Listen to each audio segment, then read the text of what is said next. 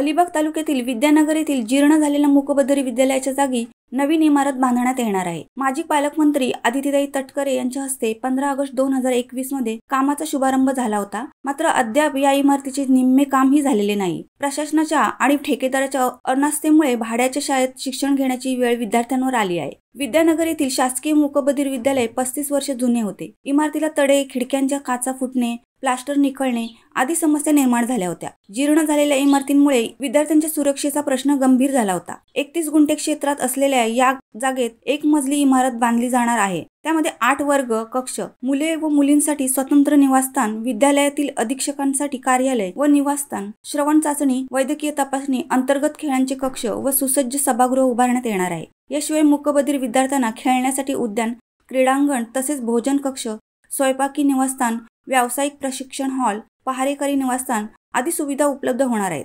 इमारतींसाठी जिल्हा परिषदेच्या स्वनिधीतून 2,46,92,000 रुपये खर्च केला जाणार आहे। मात्र वर्षभरापासून नव्या मूकबधिर विद्यालयाचे काम संथ गतीने सुरू आहे। भूमिपूजन होऊनही 1.5 वर्ष होत आले तरी जिल्हा परिषद बांधकाम विभागाकडून कामाला गती मिळालेली नाही। त्याचा फटका मूकबधिर विद्यार्थ्यांना व कर्मचाऱ्यांना बसला आहे। सध्या मूकबधिर विद्यालय भाड्याच्या घरात आहेत, परंतु पुरेशी जागा उपलब्ध नसल्याने विद्यार्थ्यांना शिक्षण घेताना व तेथील कर्मचाऱ्यांना शिकवताना अडचणी येत आहेत।